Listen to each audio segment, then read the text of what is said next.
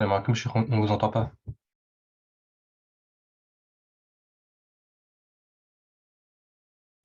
Ça va, vous m'entendez là? Nam. Bon, on t'entend. Oui. C'est Cheikh Aboubakar qui va faire il est en ligne. Donc, Inch'Allah, il va commencer bientôt, je pense. بسم الله الرحمن الرحيم الحمد لله رب العالمين والصلاة والسلام على رسول الله الأمين وعلى آله وأصحابه أجمعين أما بعد السلام عليكم ورحمة الله وبركاته Waalaikum الحمد salam. لله ثم الحمد لله. J'espère que tout le monde se porte bien par la grâce d'Allah subhanahu azza wa jal. Nous nous retrouvons une autre fois dans notre programme de Madarij al-Salikin, dans notre essai, vraiment essai avec beaucoup de faiblesse, de la compréhension de certains passages de ce grand livre qui a été écrit par ce grand savant, Al-Allamatu Ibn al-Qayyim, rahimahullah subhanahu wa ta'ala. Donc, je commence par m'exhorter, ma personne pécheresse, ainsi qu'à vous, de prêter attention, Inch'Allah subhanahu wa ta'ala, avec nos cœurs, parce que ce sont des paroles qui s'adressent d'abord aux oreilles de nos cœurs, et d'en profiter grandement.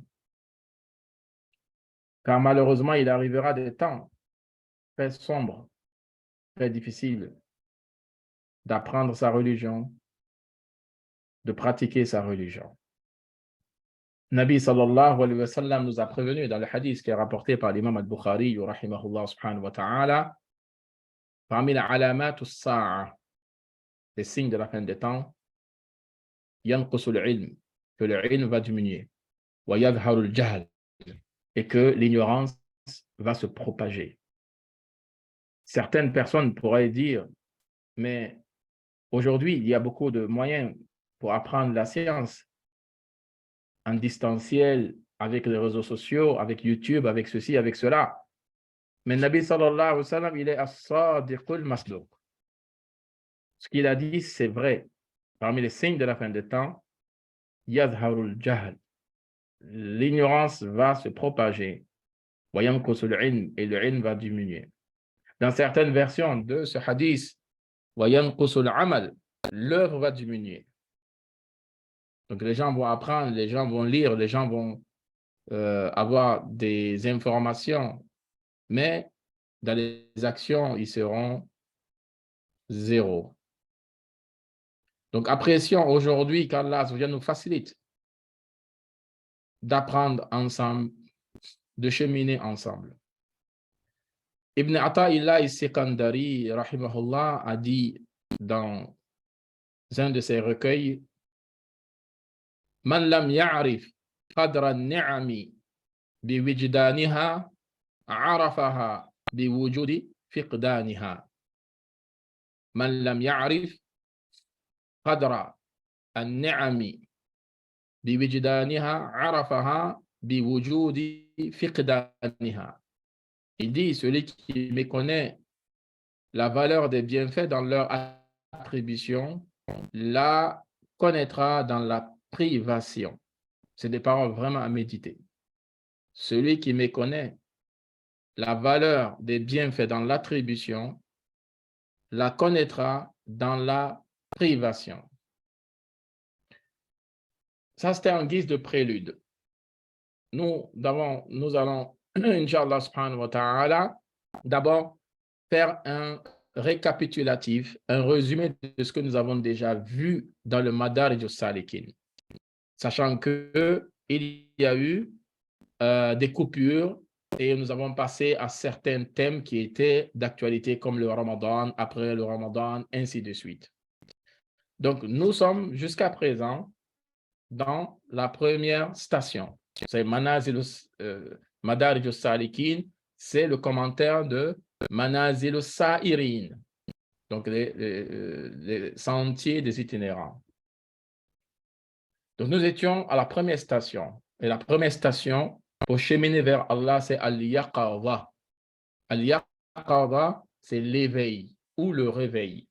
Et Allama ibn Qayyim rahmatullahi alayhi a dit dans son livre وَقَدْ ذَكَرْنَا أَنَّهَا انزعاج القلب لروعة الانتباه. أنها انزعاج القلب لروعة الانتباه. Que l'éveil, c'est quoi? C'est l'émotion qu'éprouve le cœur quand il s'aperçoit avec stupéfaction de l'état d'insouciance dans lequel il sombrait. C'est quoi la définition de l'éveil? La station dont nous sommes en train de parler, qui est la première station, qui est la première étape pour celui qui voyage vers Allah Azza wa Jal, celui qui chemine spirituellement vers Allah, il faut qu'il soit éveillé. On ne peut pas voyager en dormant, surtout si on est le chauffeur. Donc cet éveil-là, c'est quoi? Il a dit inzi'ajul qalbi li raw'atil intibah, l'émotion qu'éprouve le cœur quand il s'aperçoit avec stupéfaction de l'état d'insouciance dans lequel il sombrait. Et Allama ibn Qayyim rahmatullahi alayhi dit magnifiquement wa sahibul manazil yaqul hiya al-qawmatu lillahi al-madhkuratu fi qawlihi qul innama a'idhukum biwahida an taqumu lillahi mathna wa furada. Wallahi, Al-Qur'an, il n'y a pas plus beau que cela. Comme Nabi sallallahu alayhi wa sallam dit, huwa al-fasl. C'est une parole claire. Wa laysa bil hazl. Il n'y a pas de parole frivole dans le Coran. Huwa al-dhikr al-hakim. Le Coran, c'est le rappel sage. Wa sirat al-mustaqim. Et c'est la voie droite. Man amila bihi ujir. Celui qui pratique le Coran, il sera récompensé. Wa man da'a ilayhi hudi. Et celui qui appelle vers ce Coran, il sera guidé. Donc, Allah Azza wa Jalla, qu'est-ce qu'il dit dans le Coran? Inna qul, ô Muhammad dit, innama a'idhukum biwahida. Je vous exhorte seulement une chose. Une chose. An taqumu lillahi masna wa furada.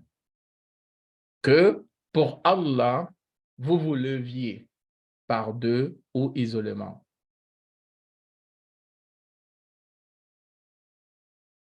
Et Ibn Qayyim rahmatullah alayhi dit, قال, yani, l'auteur du livre, qui est l'imam al-Harawi, il a dit Al-qawmatu lillahi hiya al-yaqadatu min sinati al-ghaflati wa-nuhudi an wartati al-fatrati. Il dit Al-qawma lillah, le soulèvement pour Allah évoqué dans ce verset, ou le fait de se lever pour Allah, comme évoqué dans ce verset, c'est quoi? De quoi s'agit-il? Il dit hiya al-yaqadatu min sinati al-ghaflati. C'est l'éveil du cœur de la somnolence de l'insouciance. Ce n'est pas la somnolence de physique, hein? Une personne qui a beaucoup travaillé, qui somnole, qui est en train de réviser ses cours parce qu'il y a des examens qui arrivent, qui somnole. Ce n'est pas de ça qu'il s'agit. Al-yaqadatu min sinatil ghafla. L'éveil du cœur de la somnolence de l'insouciance.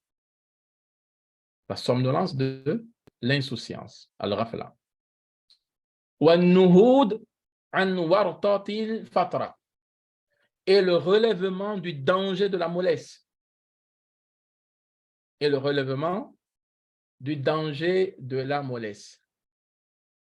Il dit وَهِيَ أَوَّلُ مَا يَسْتَنِيرُ قَلْبُ الْعَبْدِ بِالْحَيَاةِ لِرُؤْيَةِ نُورِ التَّنْبِيهِ. Il dit, c'est ce premier qui illumine le cœur du serviteur par la vie, mais la vraie vie, qui est la vie du cœur, pour voir la lumière de l'éveil. Allah a des paroles magnifiques, des paroles édifiantes. Rien à voir avec ce que les gens racontent sur TikTok ou sur les réseaux sociaux, les gens qui racontent leur vie. C'est ce qu'il faut lire, c'est ce qu'il faut comprendre. Des paroles édifiantes.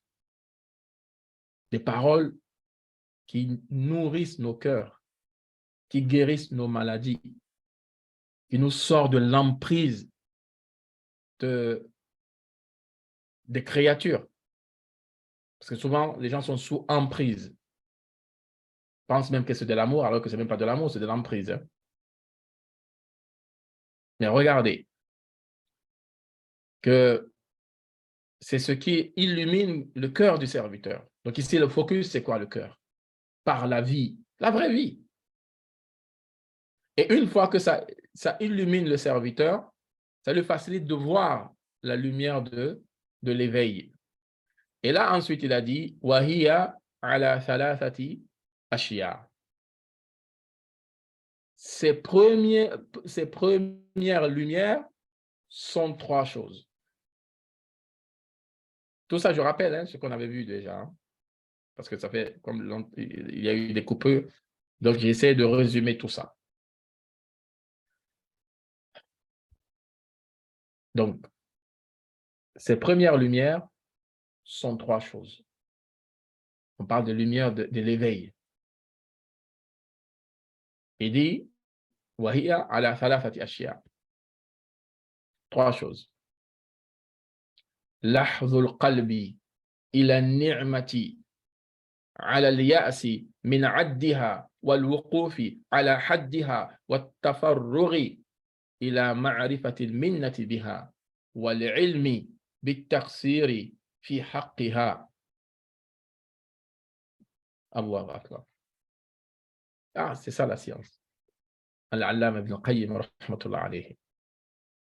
C'est parce qu'une femme au monde pourra mettre un autre comme Ibn Qayyim. Après lui, bien sûr. Avant lui, il y a eu meilleur que lui. Mais après lui, jusqu'à présent, je ne sais pas qui arrive. Ça, c'est ma science à moi ou mon ignorance à moi. Comme Allah Ibn Qayyim, je n'ai pas encore vu, je n'ai pas encore entendu. Après lui, bien sûr.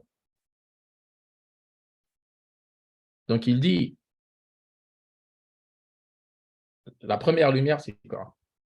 Lahzul qalbi ila ni'ma. C'est ce que le cœur regarde, le bienfait.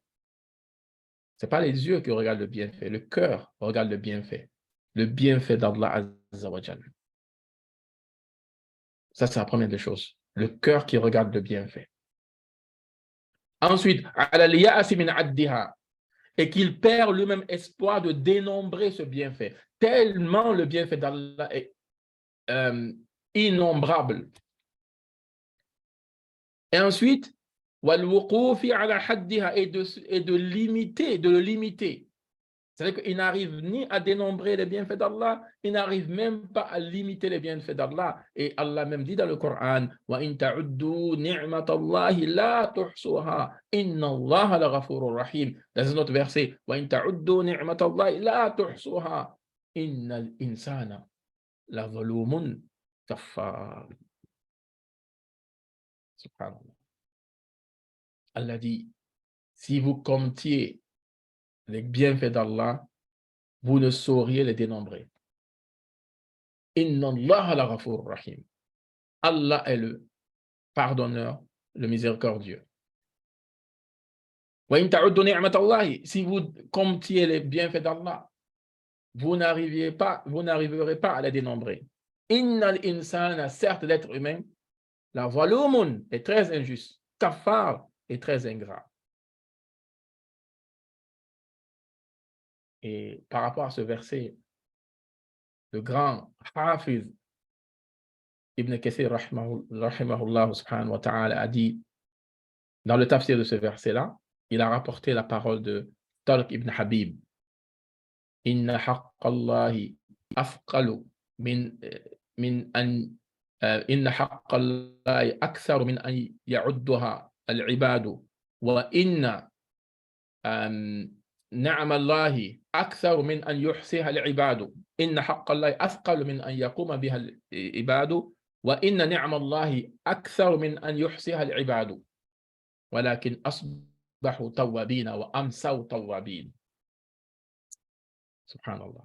Ibn Kathir dit, Tariq ibn Habib a dit que le droit d'Allah est grand, immense, de sorte que on ne peut pas donner le droit d'Allah comme il se doit, comme cela sied à sa majesté.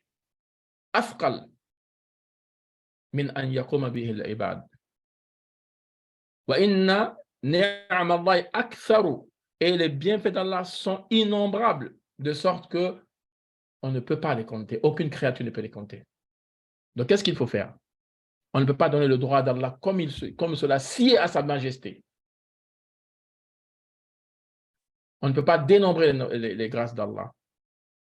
Il dit qu'est-ce qu'il faut faire? Asbahu tawwabin wa amsaw tawwabin.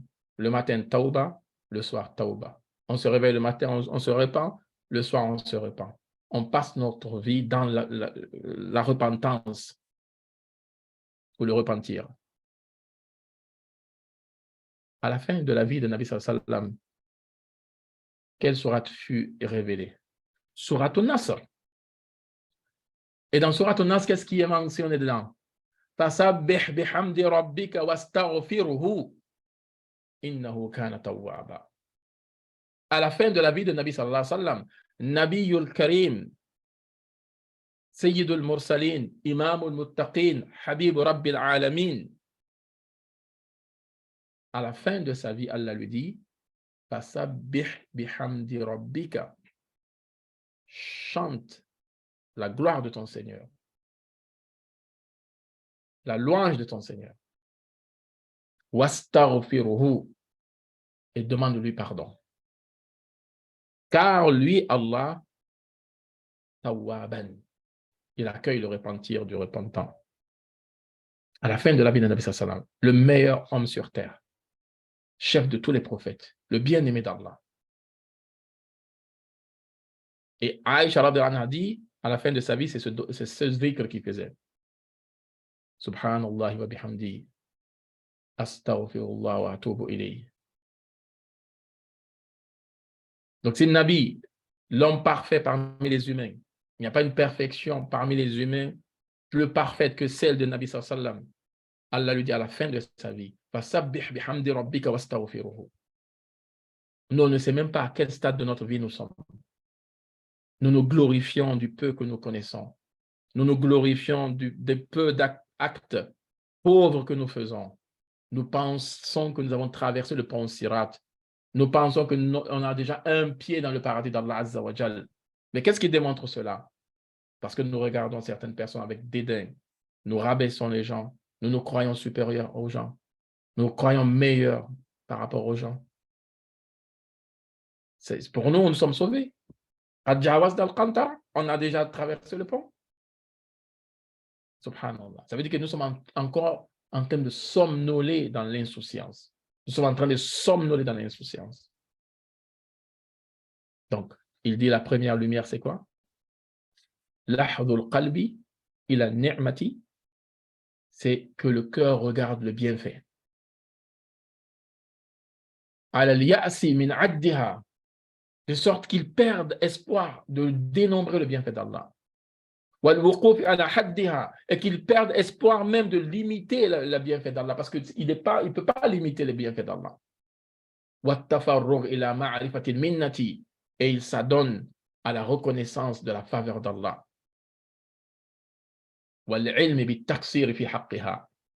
Et il s'informe lui-même, par rapport à lui-même, de sa négligence à son sujet. Il ne parle pas de la négligence des autres au sujet de Ni'ma d'Allah. Lui-même, sa négligence par rapport au bienfait d'Allah Azza wa Jalla. C'est pour ça que j'ai commencé ce cours avec la parole de Ibn Ata'illah Sikandari. Man lam ya'rif qadra ni'ami bi wijdaniha arafaha bi wujudi fiqdaniha. Celui qui méconnaît la valeur des bienfaits dans l'attribution la connaîtra dans la privation. Ça, c'est la première lumière.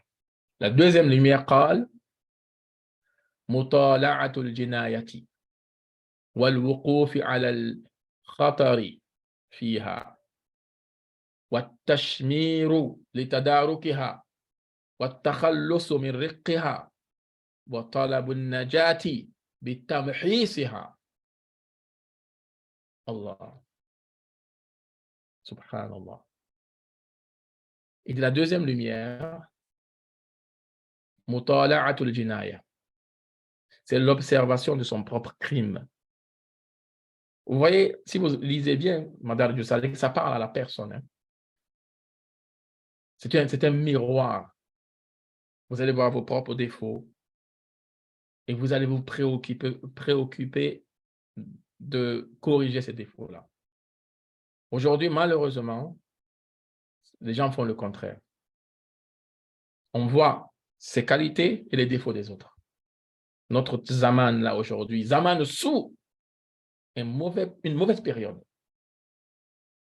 Zaman sous. Zaman sous. Yani, où on inverse les choses. Donc, la deuxième lumière, c'est quoi? Observer ton propre crime. Ça veut dire observer tes propres péchés, tes propres manquements. Ensuite, découvrir le danger qui existe dans tes péchés. Parce que tu te livres au péché, tu es en danger. Toi-même, tu es en danger.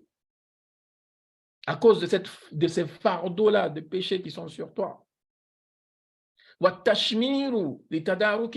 une fois que tu t'es rendu compte du danger dans lequel tu te trouves à cause de tes péchés innombrables, que vas-tu faire? Te retrousser, se retrousser. Watashmir, c'est se retrousser. Watashmiru, pour se rattraper. Vous savez, quand on plie les manches comme ça, un homme, ça veut dire que là, je suis prêt à travailler. Là je suis. Là, je mets le sommeil de côté, je mets l'insouciance de côté. Là, je suis prêt à travailler. Donc, tu observes tes propres manquements, tes propres péchés. Tu vois le danger dans lequel tu t'es exposé dans ces péchés-là. Maintenant, qu'est-ce que tu fais? At-tashmir. Tu te retrousses. Pourquoi? L'itadarukiha. Pour se rattraper. Parce que tout est rattrapable hein, si on se donne les moyens de le faire. Même comme un dicton français qui dit, hein, il n'est jamais trop tard pour bien faire. Ce n'est pas parce qu'on a commis beaucoup de péchés, qu'on a été noyé dans des péchés, dans des manquements, que khalas, c'est fini. On va rester là, dire, c'est fini, je vais en enfer. Na'udhu billah. Allah, il est miséricordieux. Allah nous tend la main pour qu'on puisse se rattraper.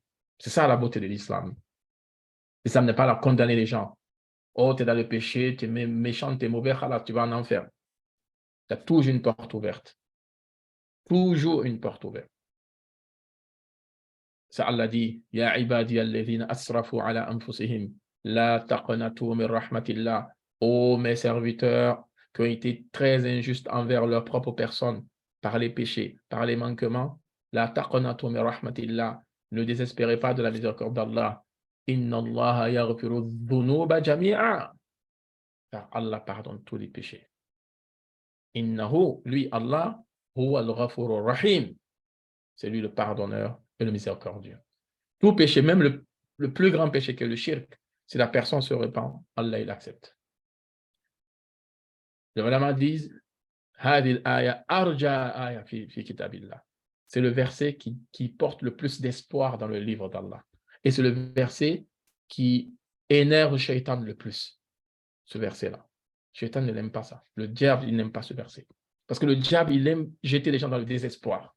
Dire, ah là, c'est fini pour toi, tu as fait tellement de péchés, tu as fait tellement de manquements, c'est fini, tu n'es rien, tu es zéro, tout le monde va te regarder mal, c'est fini pour toi. Le désespoir. Allah ne t'aime pas, la porte elle est fermée, khalas. Et qu'est-ce que une personne désespérée, qu'est-ce qu'elle fait? Elle sombre encore plus. Parce que pour elle, c'est fini. Elle ne voit plus de lumière, elle est dans l'obscurité.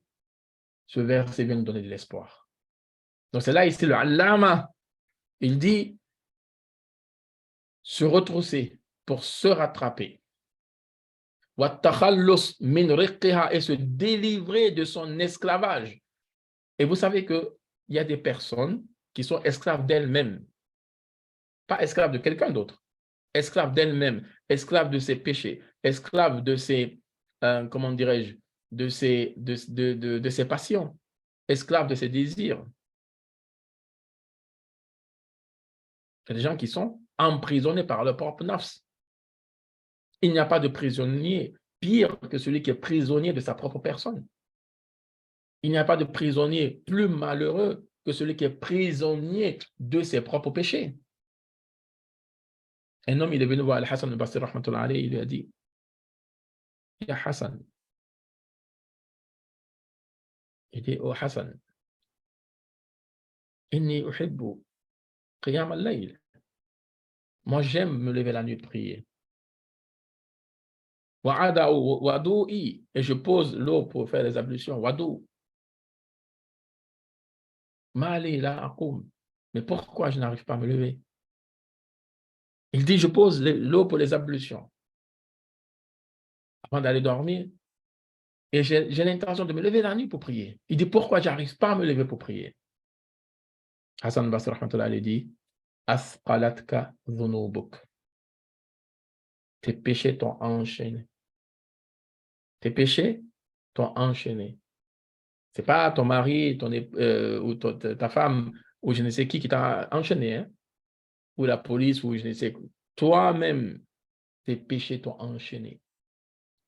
Si tu n'arrives pas à te lever la nuit, alors que tu as préparé l'eau pour le wudu, ce qui prouve que tu es bien intentionné, tu veux te lever la nuit pour prier, tu n'arrives pas à te lever pour prier, pour adorer ton Seigneur Allah Azza wa Jal, comme Allah dit dans le Coran,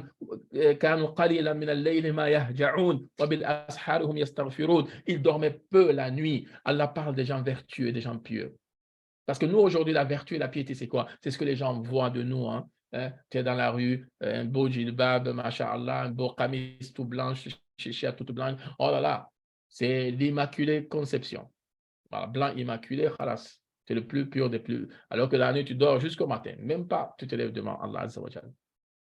Parce qu'aujourd'hui, on est dans l'image des gens, le regard des gens, ce que les gens pensent, ce que les gens disent, ce que les gens. Et en toi et Allah, kharab. C'est que ruine. Tu n'as même pas cette conversation secrète avec ton Seigneur pendant la nuit. On a un jet. Qu'est-ce qui est plus beau que de parler en séclusion avec ton bien-aimé? Et là, Allah te donne cette opportunité de parler avec lui, de converser avec Allah en séclusion, en toi et lui. Et toi, tu préfères ton sommeil doux, cette chaleur de la nuit, cette douceur de ce calme de la nuit. Tu préfères ça que te lever et être debout devant ton Seigneur dans l'obscurité de la nuit. En plus, aujourd'hui, par la grâce d'Allah, la khutbah que j'ai faite ici dans cette mosquée, le titre c'était Jaddid Hayatak. Renouvelle ta vie. Renouvelle ta vie. Et j'ai raconté une histoire que le grand Ibn al-Jawzi avait raconté, qu'il y avait un homme, Al-Hassan ibn Salih. Al-Hassan ibn Salih, rahimahullah subhanahu wa ta'ala.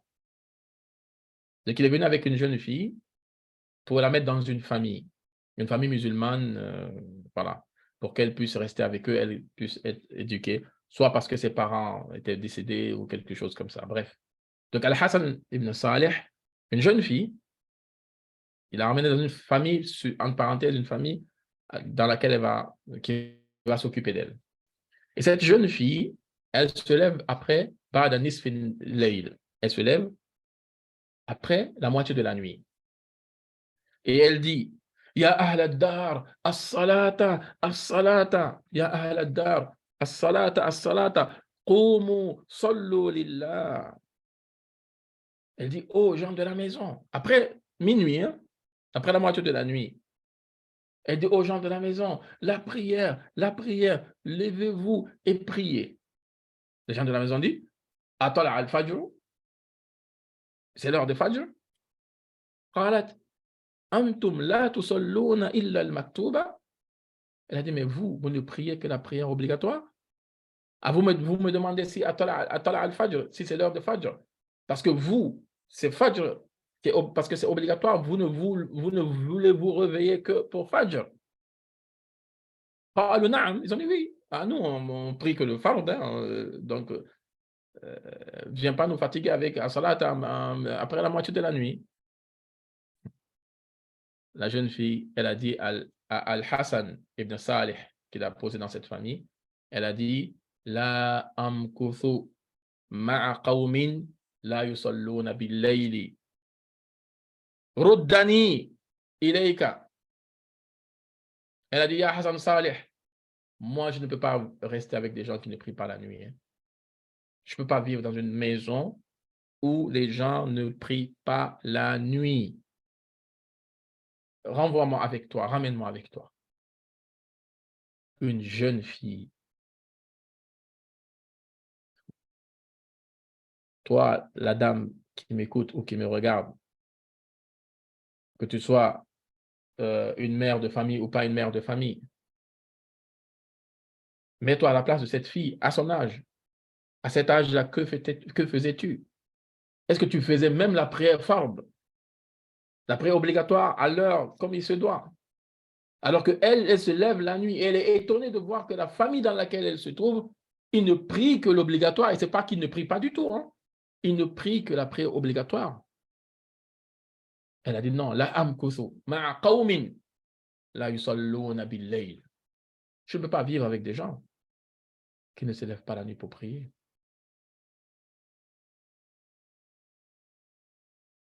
Quelle est notre situation aujourd'hui? Dans le même livre, Ibn al-Jawzi, rahmatullah alayhi, aussi un savant magnifique, il écrit قالت بنات رجل. C'est Khuzayma Abu Muhammad qui a raconté cette histoire. Ibn al-Jawzi raconte que Abu Muhammad Khuzayma, il a dit قالت بنات رجل, les filles d'un homme ont dit Ya abati, ô notre cher père, la tut'imuna illa al-halal, ne nous donne à manger que du halal.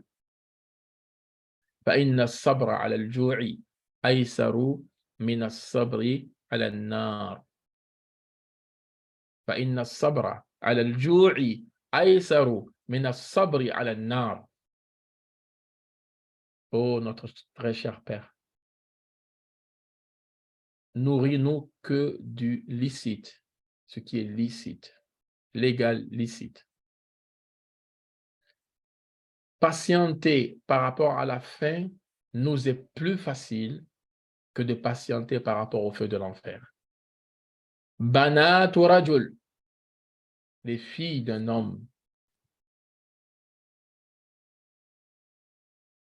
Et cette histoire est arrivée aux oreilles de qui? Sufyan al-Thawri, rahimahullah subhanahu wa ta'ala. Sufyan al-Thawri dit, ma lahunna rahimahunna Allah. Mais quelle magnifique fille de cet homme-là, merveilleuse dans leur religion. Et il a fait dua pour ces filles-là. Il a dit, rahimahunna Allah. Qu'Allah fasse miséricorde à ces filles de cet homme. Pendant que nous, aujourd'hui, nos filles, qu'est-ce qu'elles nous demandent? À part avoir une tablette, avoir un téléphone, smartphone, TikTok, et je ne sais quoi d'autre. Je ne sais quoi d'autre. Wallahu al-musta'an. Je ne veux pas vous plonger dans le désespoir. Non, ça ne c'est pas mon but. Mais pour vous dire, revenons à la vie des gens d'avant. Lisons l'histoire des gens d'avant. Aujourd'hui, certes, le monde a évolué au niveau de la technologie. Le monde s'est très modernisé. Mais où en sommes-nous dans les mœurs? Où en sommes-nous au niveau de la foi?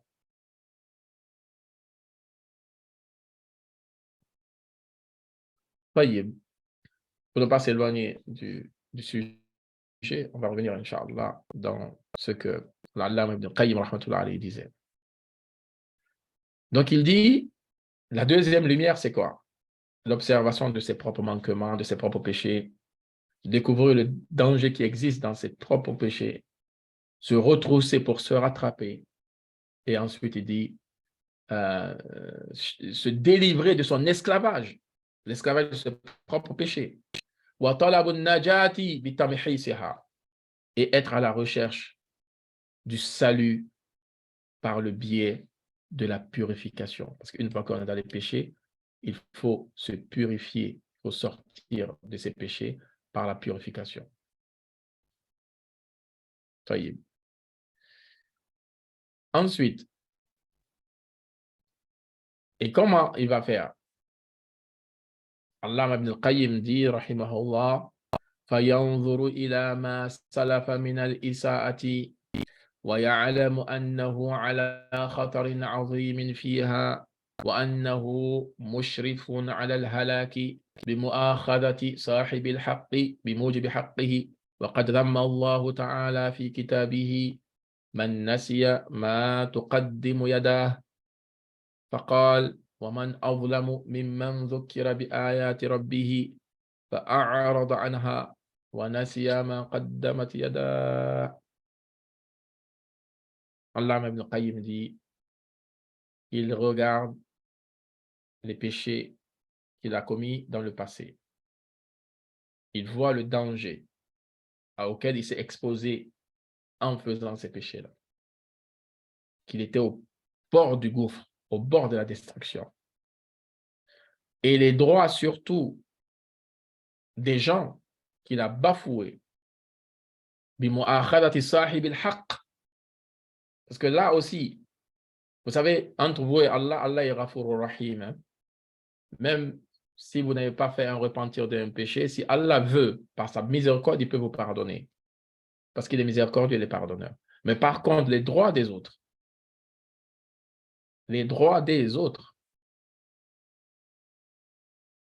Wallahu al-musta'an. Vous connaissez, hein, Hadith al-Muflis, qui est le grand perdant, le démuni. Mais ça m'a demandé à ses compagnons, vous savez c'est qui le démuni? Aman la dirham ala wala mata. Celui qui n'a pas de dirham, qui n'a pas de matériel. Nabi Sassam dit non, c'est pas lui. Hein. C'est lui qui va venir yawm al-qiyamah. Bi salatin, wa siyamin. Il vient avec sa prière, avec son jeûne, avec tout ça. Mais quand il vient, qad daraba hadha. Wa akala mala hadha. Wa qadhafa hadha. Il a frappé lui, il a menti sur lui, il a accusé lui à tort et à travers. Il a pris les biens de lui, tous ces gens-là, avec qui il a pris leurs droits, il les a privés de leurs droits, il était injuste envers eux. Ces gens-là viendront, yawm al-qiyamah, demander leur dû. Et ce jour-là, il n'y a pas de dirham, il n'y a pas de dinar. Ce jour-là, ce sont les a'mal, les œuvres, les bonnes œuvres. Et Nabi sallam dit, Allah va prendre de ses œuvres à lui. Imaginez-vous les prières qu'il a faites, le jeûne qu'il a jeûné pendant l'été, pendant les jours difficiles, tout ça, il sera pris en proportion du mal qu'il a fait aux gens. Hein. Ça sera distribué.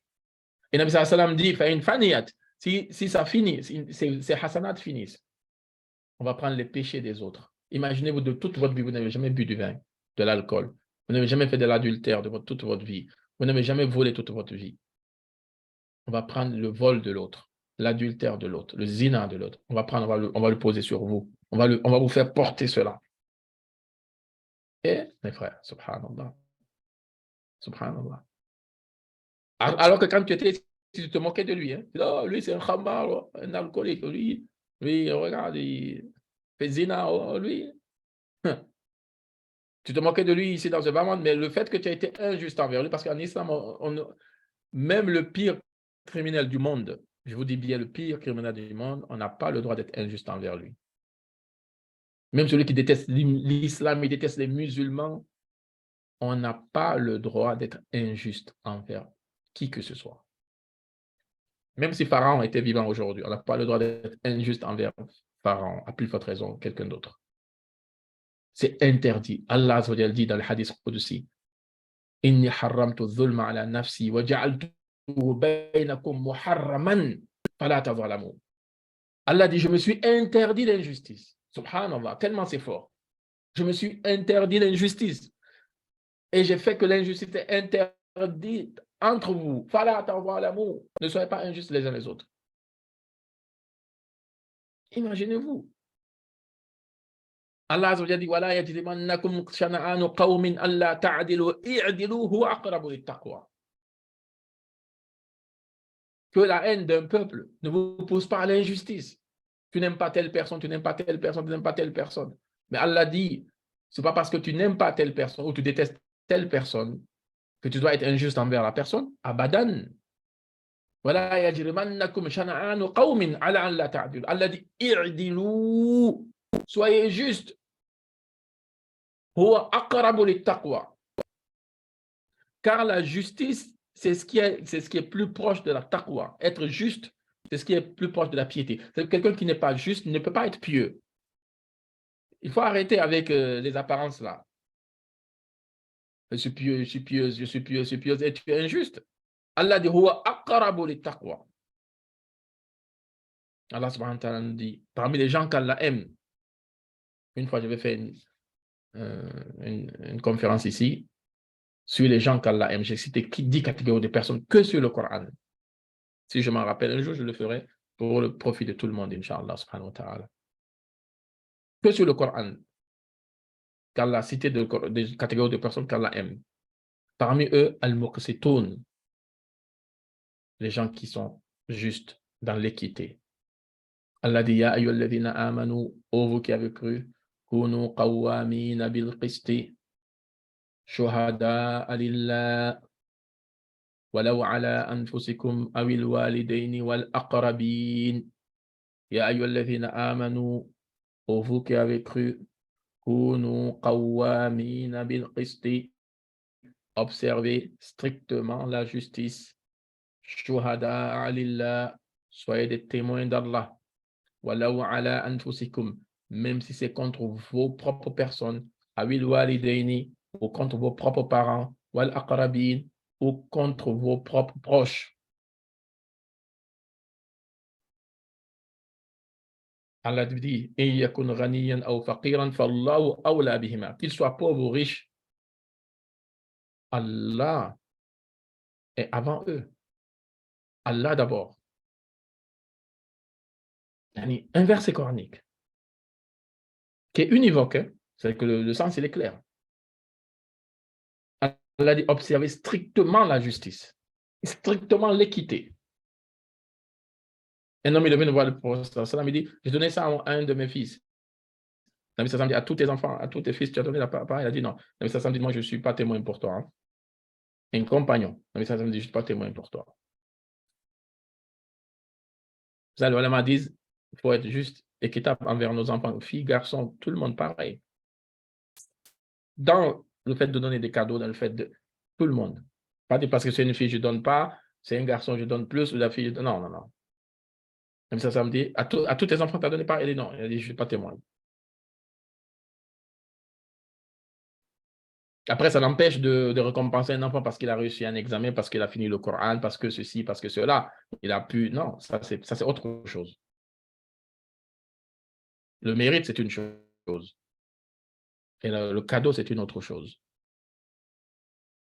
Donc, je reviens au verset. Allah Azza wa Jalla dit, pour vous qui avez cru, observez strictement l'équité, la justice. Soyez des témoins d'Allah. Même si c'est contre vous-même, Subhanallah. C'est contre toi-même, ta propre personne. Les gens aiment leur propre personne que tout le monde.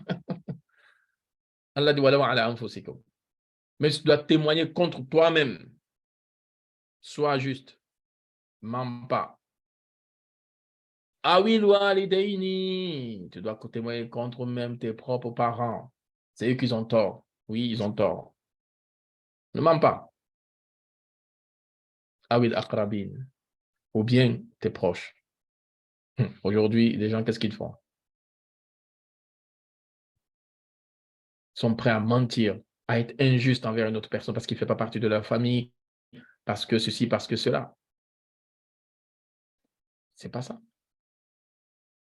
Donc, parmi ce qu'Allah ibn Qayyim nous dit, il y a le fait aussi de faire attention à ne pas être pris en al-qiyamah à cause du droit des gens qu'on a bafoué, à cause de l'injustice dont on a fait subir les gens.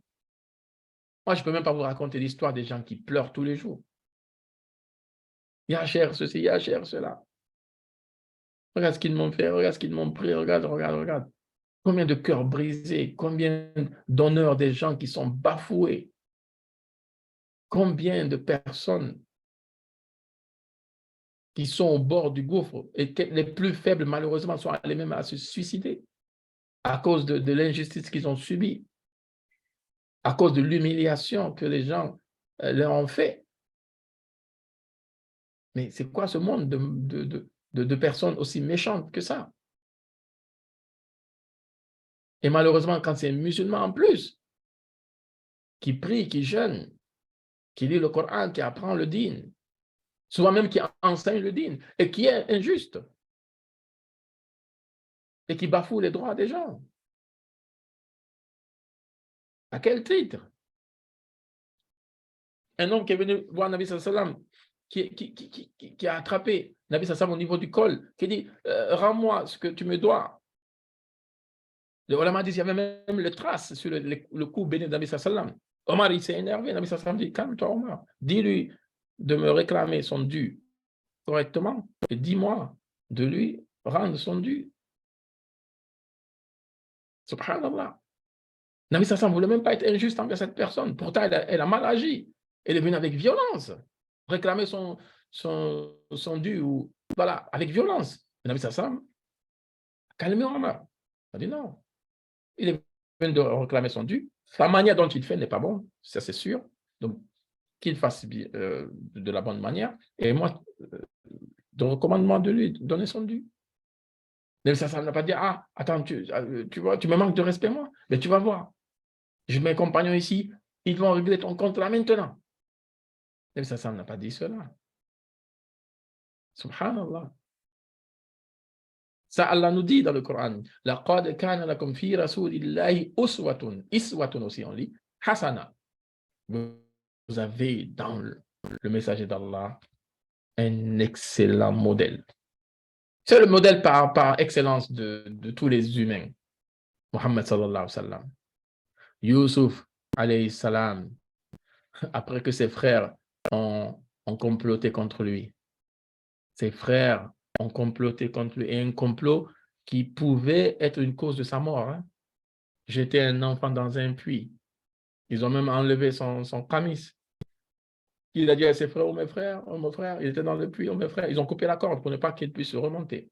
Oh mes frères, au moins jetez mon camis à l'intérieur, dans le puits pour que je puisse couvrir ma nudité et que ce soit mon kafan, que ce soit mon linceul. Il supplie ses frères, oh mes frères, donne-moi mon camis. Au moins je puisse me couvrir et que ça soit mon kafan, mon linceul. Ils n'ont pas donné. Et vous connaissez ce qui s'est passé, jusqu'à ce que